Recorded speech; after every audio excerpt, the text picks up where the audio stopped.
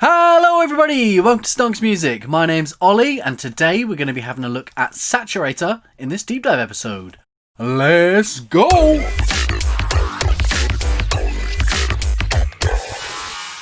Right, here we are back in the Ableton Manual. Let's jump straight into it. Note, the Saturator effect is not available in the Light Edition, so that's Intro, Standard and Suite only. Saturator is a wave shaping effect that can add the missing dirt, punch or warmth to your sound. It can coat input signals with a soft saturation or drive them into many different flavours of distortion. An XY grid helps to visualise Saturator's shaping curve. The shaping input and output values are mapped to the XY axis respectively. The curve defines the transfer function, which is the extent to which output values fluctuate in relation to input values. Because this is usually a non-linear process, the incoming signal is reshaped to a greater or lesser degree depending on its level at each moment in time. Incoming signals are first clipped to the decibel level set by the drive control. The meter on the right side of the display shows how much saturation is influencing the signal. Signal shaping has 6 fixed modes: analog clip, soft sine, medium curve, hard curve, sinoid fold and digital clip. There is also a flexible wave shaper mode featuring 6 adjustable wave shaping parameters. In the analog clip and digital clip modes, the signal is clipped completely and immediately. Soft sine, medium curve and hard curve modes soften signal clipping to varying degrees. Sinoid fold mode can be good for special effects. The most dramatic effects can be created by selecting the wave shaper curve, which has its own dedicated set of controls. To access these 6 parameter fields, unfold the Saturator window by toggling the down arrow button in its title bar. The wave shaper mode's 6 additional parameters are drive, linear, curve, damp, depth and period. Drive determines how much the input signal will be influenced by the wave shaper parameters. Setting drive to 0 will negate the effect entirely. Lin works together with the curve and depth parameters to alter the linear portion of the shaping curve. Curve adds mostly third order harmonics to the input signal. Damp flattens any signal near the grid's origin. It behaves like an ultra-fast noise gate.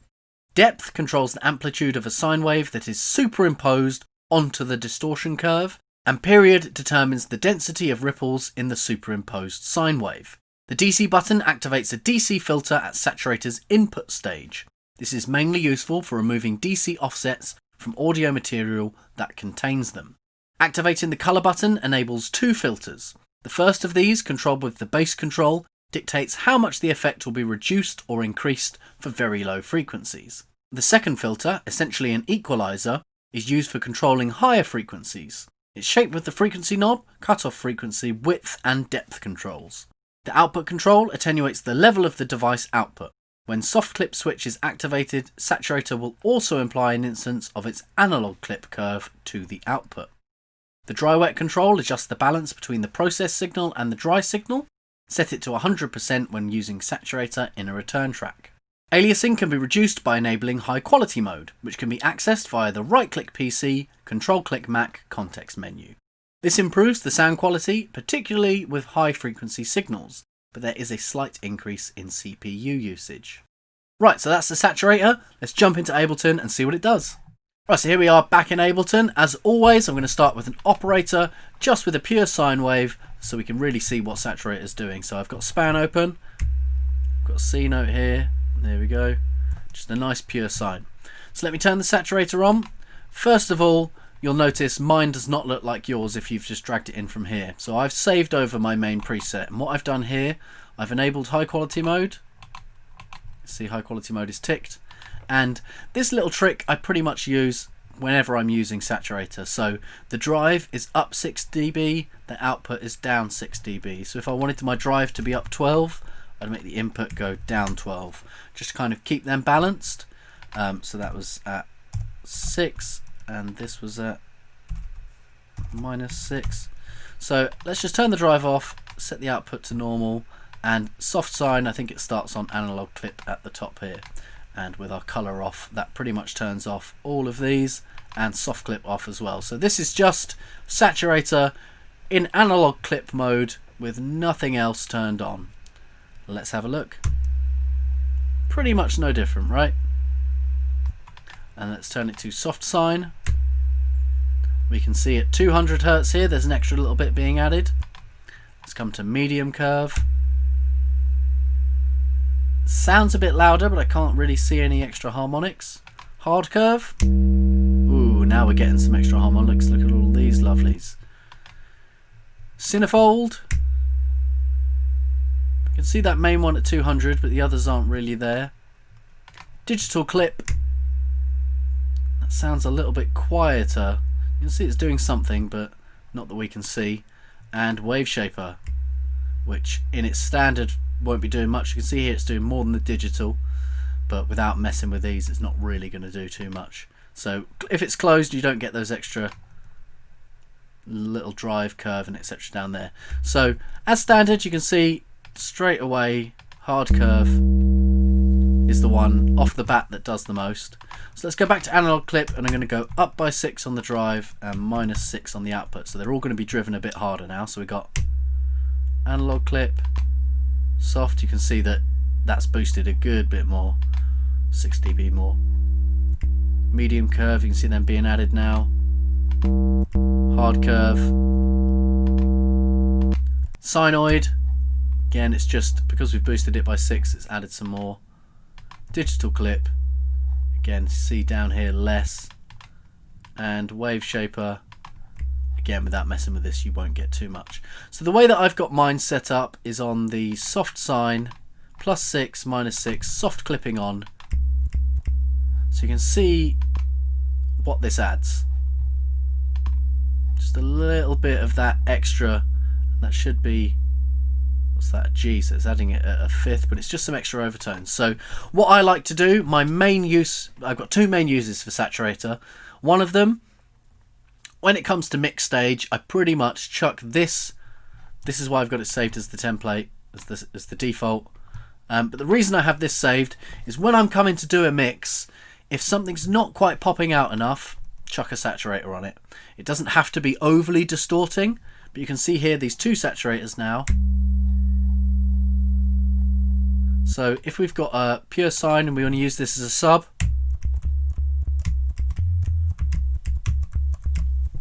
it'll do as a sub, even on its own, just with 2 saturators on. It adds so much more of that harmonic content, which is really going to help just push those sounds out. So you can see what it's doing on a sub here, but if you've got some pad line or something like, I don't know what I've got here, let's see if I can drag something in. Even drums, just anything that's not quite kicking through, you can, let me go to some breaks or something, samples. Grab one of these breaks. Right, I'll just loop it. So we can't really tell without having a really busy mix how much it's really going to help you pop stuff out. But let me just grab a saturator on there.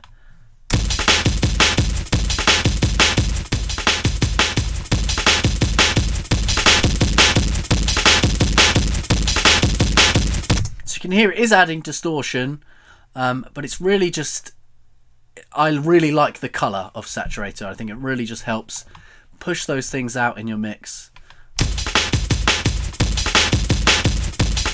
Whereas an overdrive or something else does too much actual distortion.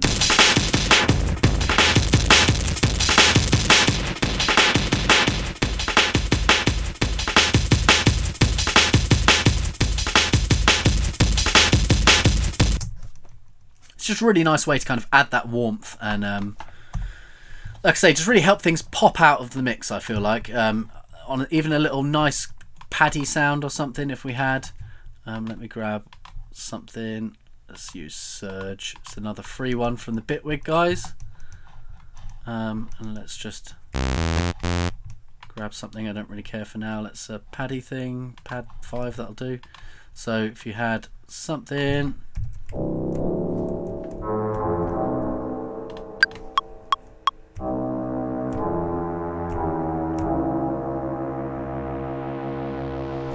you've got some nice paddy sound like this.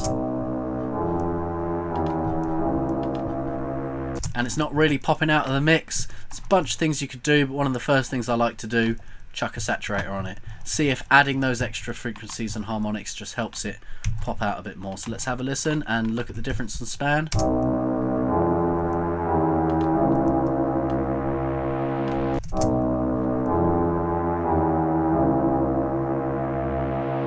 And without.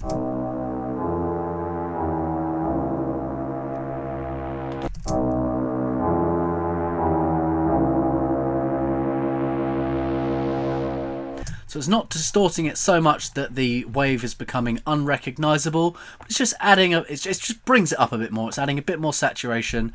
I'd imagine it's kind of like using analog gear in that way. You're just getting that nice bit of color. It is a bit of distortion, but it's nothing that's too kind of brutal. So that's a really nice one that I like, just to kind of add a bit of presence to your sounds, help them pop up a bit. Secondly, let's make a big old nasty bass. It's what everyone's here for. It's what you guys love. So I've said before, sine wave. Sine waves are how I do all of my basses. It's just how it always starts. Nice big sine wave like this. We can grab our span just so we can watch what's going on. So, start on our G here. Let's grab our saturator in. So we've got our soft sine for that little bit of extra that we're adding there. Let's go across to the wave shaper. This is where stuff can get crazy. So let's turn our curve right up here. And our depth, you can see, dampening moves that middle section, and period, you can kind of freak the whole thing out.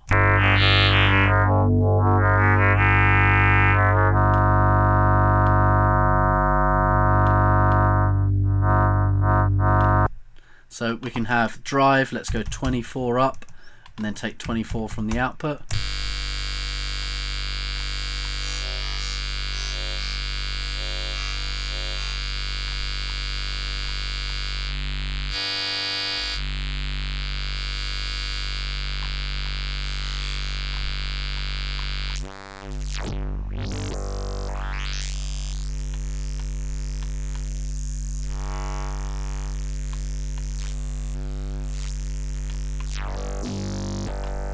So you can see how much this has done. This has just completely destroyed the entire sound. So let's group it so we can have our saturated one, and then create a chain for our dry. So rather than messing with that dry wet, we can really just do some properly separate things. And now I'm going to grab a ton of Max for Live devices. So we can either write the automation in ourselves, or we could grab something like a shaper or the LFOs and just start mapping these things. So if we map this to the period here, we can kind of let's load in something, and then we can move it around a bit. So do we want it to go all the way down? We kind of want it like here somewhere. Let's see what we got.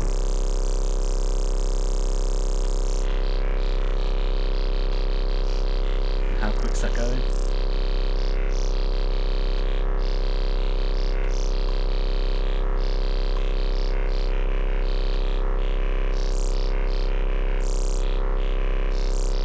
So I don't like it going that high, but you can hear straight away all that movement being created from that saturator.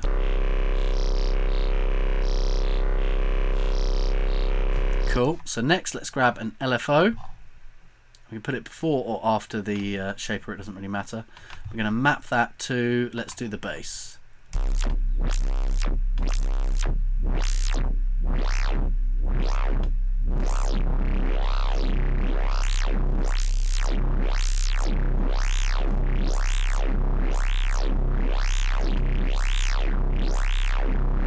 It's a pretty crazy one.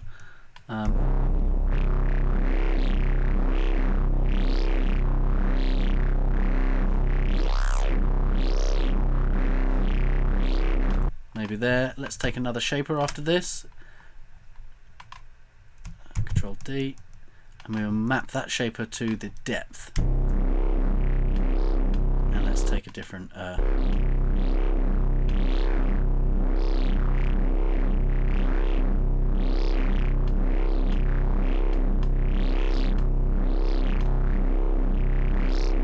cool. I think I might do a shaper to that bass instead of the LFO. It's just a bit too quick the movements. Let's close down the ones we haven't used, and this one we will take to the bass. Oh, I have to delete this one. Delete, and take that to the bass.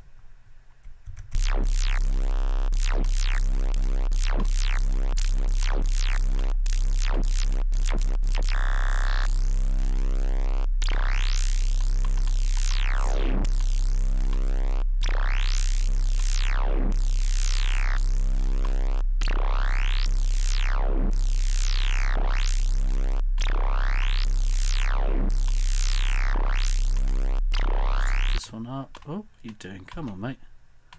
You, down there. What's going on? Ah, there we go.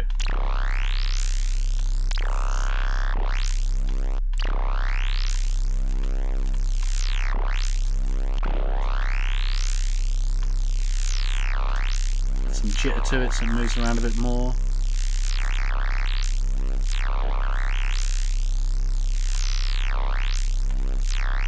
Change the phase.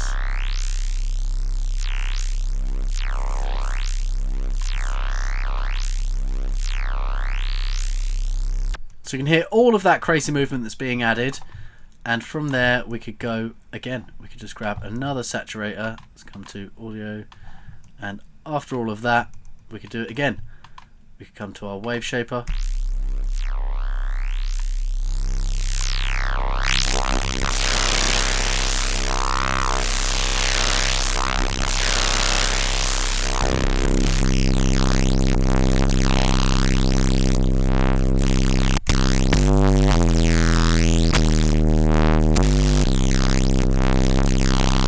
So this is like loads of compression and everything going on here, but just using that saturator. I think it's a real nice way just to get those big crunchy crushy sounds.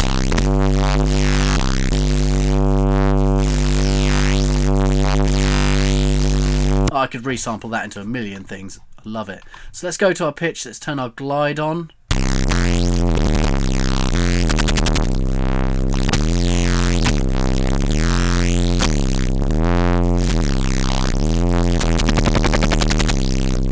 That's hitting two notes at the same time. It just does this crazy.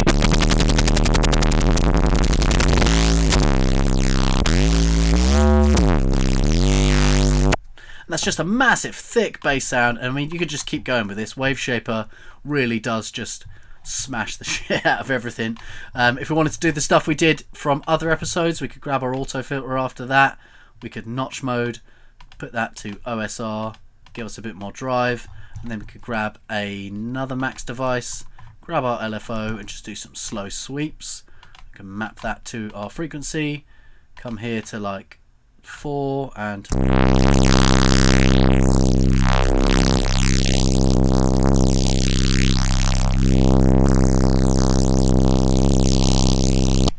it's a lot of that kind of high frequency stuff, so maybe I'd take this to 2 and send it right to the top and do something up here.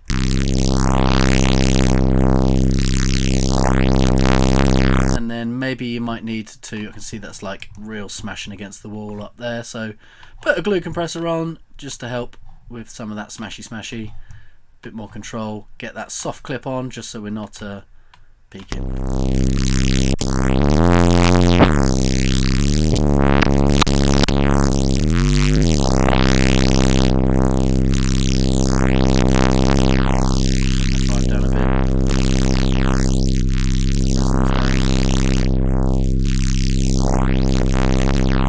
That's got some nice movement there, and then maybe just to balance it out you could use multiband or an EQ. It's up to you.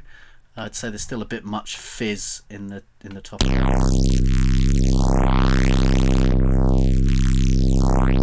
that back out. Maybe push these up a bit.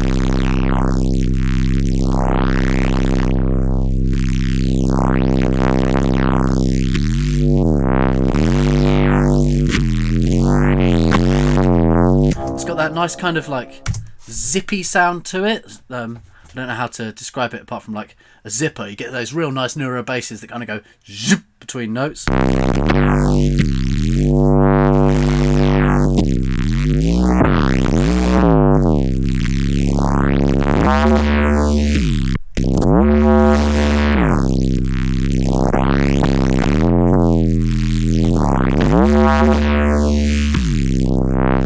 And if we go all the way back, we can group all of this up. Control G, and remember, this is just a sine wave.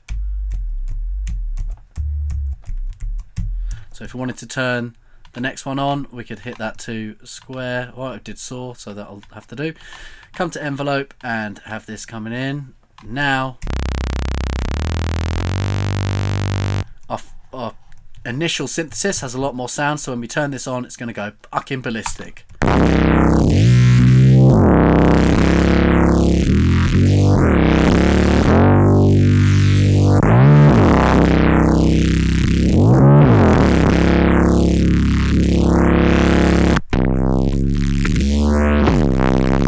So it's a whole nother range of synthesis on its own. We could use these as two totally separate basses. I could duplicate and have this one as the, this one as the sub.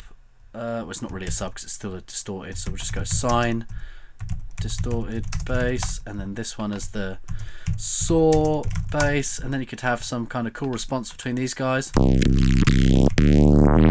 So this one wants that turned on, so we'd have this kind of thing where we've got a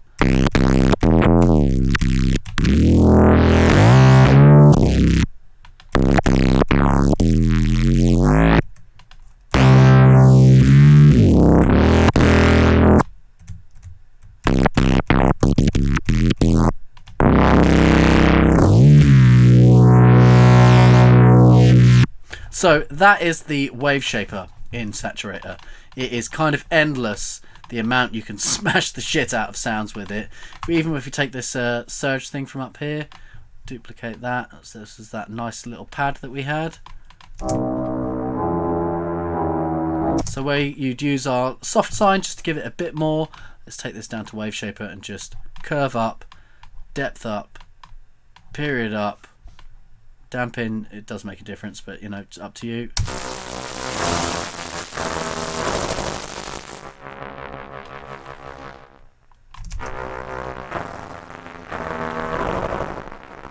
It just gives you that totally broken sound. And then the bass down here.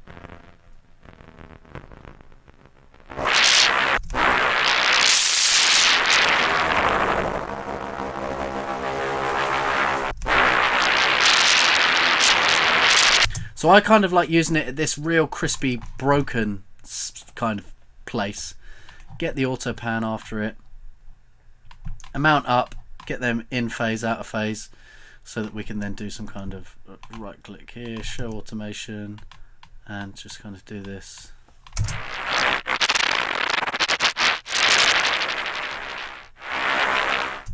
Something like that.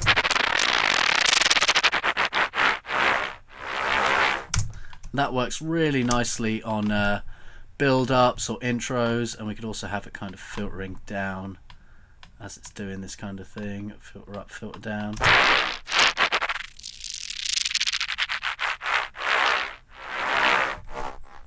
And then it'll go into its normal mode, so to speak.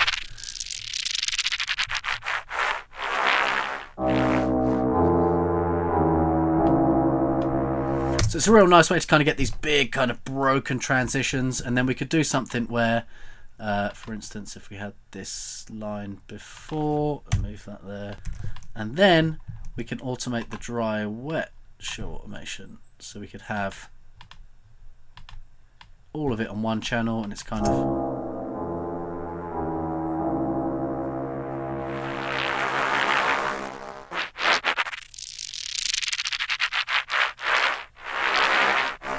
so it's quite a quick swoop of the dry wet. You can see how you can turn a sound and kind of meld it into this crazy other sound using this wave shaper. Really powerful. But as always for me, it's just about making these big fat basses. I mean, I spent years and years of my life just trying to figure out how the hell to do this stuff. And I bought Serum and I bought Massive and I bought all these things over the years.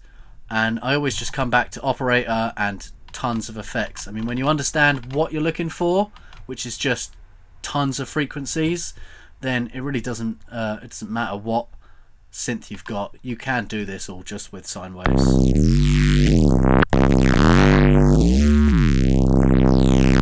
And it's just a sine wave being processed with this awesome wave shaper.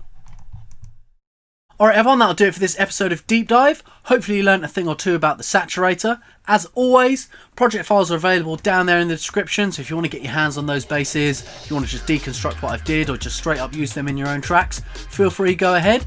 Don't forget to subscribe if you want to see more of these Deep Dive sessions, and I'll catch up with you guys next time. Keep making music.